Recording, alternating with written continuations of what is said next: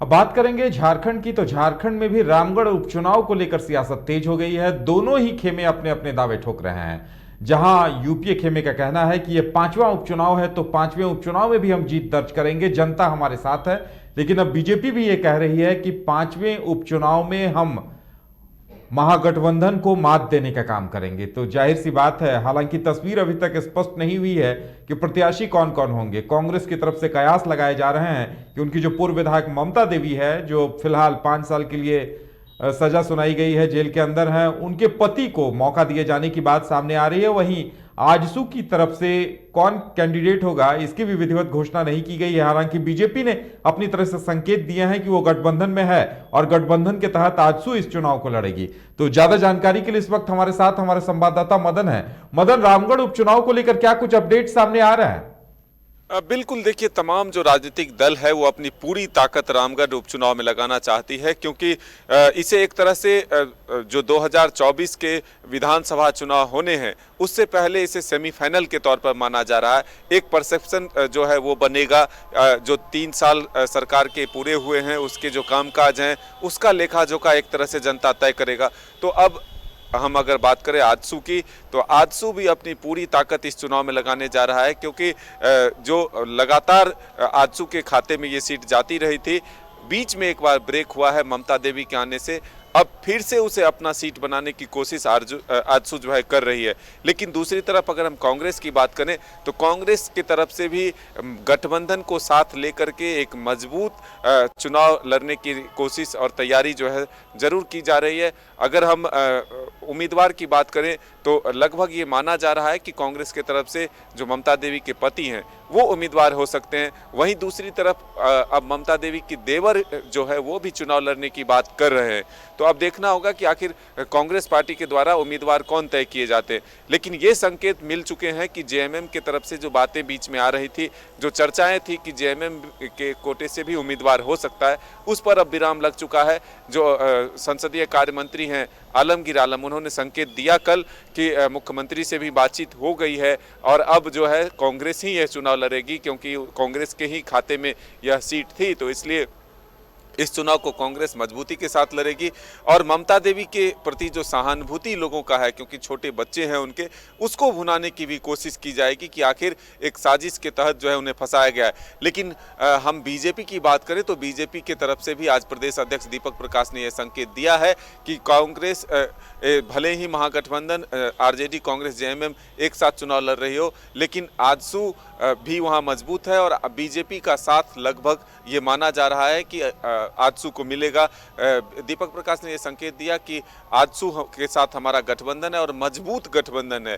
हालांकि पार्टी के स्तर पर फैसले सब मिलकर लेते हैं, व्यक्तिगत कोई फैसले नहीं होते, तो आधिकारिक रूप से घोषणा जरूर होगी बीजेपी और आजसू के गठबंधन को भी लेकर के। लेकिन आजसू की तरफ से पहले ही उम्मीदवार को लेकर के ये कह दिया गया है कि आजसू का ही उम्मीदवार होगा और लगभग तय माना जा रहा है कि जो चंद्रप्रकाश चौधरी हैं, गिरिडीह से सांसद हैं आजसू के, उनकी पत्नी को उम्मीदवार बनाया जा सकता है।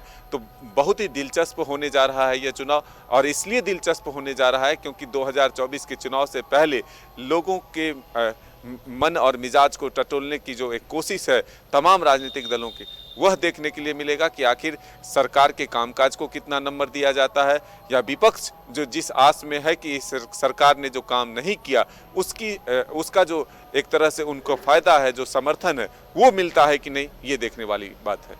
बिल्कुल मदन, और देखा जाए तो आजसू और कांग्रेस के अलावा भी और कई प्रत्याशियों के नाम सामने आ रहे हैं।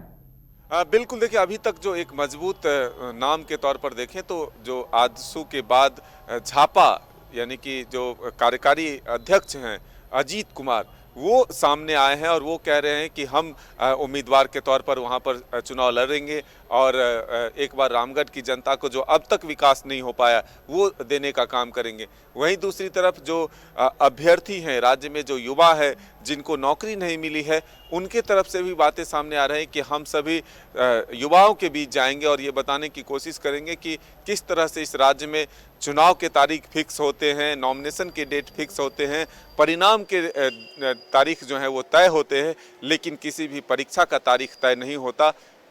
तो बस इसी को लेकर के अब ये जान लीजिए कि रामगढ़ का चुनाव जो है काफ़ी दिलचस्प है, चाहे युवा उम्मीदवार के तौर पर हो, या फिर झापा के उम्मीदवार हो, या फिर आजसू के उम्मीदवार हो, या फिर कांग्रेस के उम्मीदवार हो, सबों ने अपनी पूरी ताकत लगाने की बात की है। अब देखना होगा कि आखिर रामगढ़ की जनता किनको अपना आशीर्वाद देती है।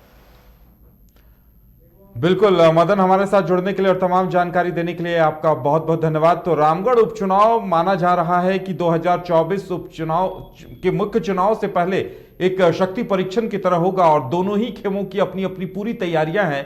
महागठबंधन का प्रयास यह होगा कि 5वें उपचुनाव में भी वो जीत हासिल करे ताकि मनोबल ऊंचा रहे। वहीं बीजेपी आजसू की यह कोशिश होगी कि एनडीए हावी हो और एनडीए जीत दर्ज करे 5वें उपचुनाव में, ताकि जनता के सामने यह कहने का मौका मिले कि हेमंत सरकार से जनता खुश नहीं है। देखने वाली बात यह होगी कि समीकरण क्या होते हैं और हार जीत किसे मिलती है, जनता किसे चुनती है, यह बात की बात होगी। वेलकम टू चाचा मामा दंगल। हास्य अदाकार संजय मिश्रा से गुजारिश है कि वह अखाड़े में कूदे और फुलटूस को ट्रॉफी से नवाजे। लगता है समाधि ले ली। अरे बुला रहे हैं। अरे बोल रहे हैं कि बुला लो। टॉप टेक सीमेंट, जो जोड़े तो छोड़े नहीं, मजबूती ही हमारी पहचान।